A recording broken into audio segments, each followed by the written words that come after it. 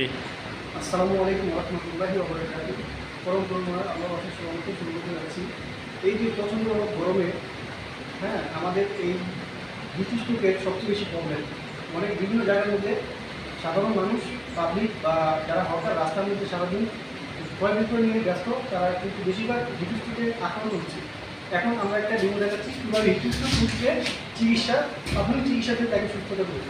এই যে আমার পাশে একজন দেখছেন সেই হিট স্ট্রোক এরকমভাবে একজন রুগী পড়ে যাবে।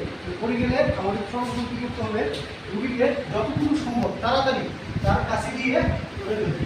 ইয়াসিন তুমি শুনতে পাচ্ছ? ইয়াসিন তুমি শুনতে পাচ্ছ? ইয়াসিন তুমি শুনতে পাচ্ছ? দেখেন সে কিন্তু শুনতে পারে, সে কিন্তু হিট স্ট্রোক হয়ে গেছে। এখন আমার করণীয় কি, আমার এই যে এই হাতের এটুকু আর এই হাতটা থাকে এখানে, তাকে বলে তার যে বুকের যে মিড পয়েন্ট এখানে আনতে হবে। এই যে এইভাবে আমার চাপ দিতে দিলে আমার এই হাতটা আমার এখানে নিতে হবে। তারপরে আমি হাজারে এক গুণ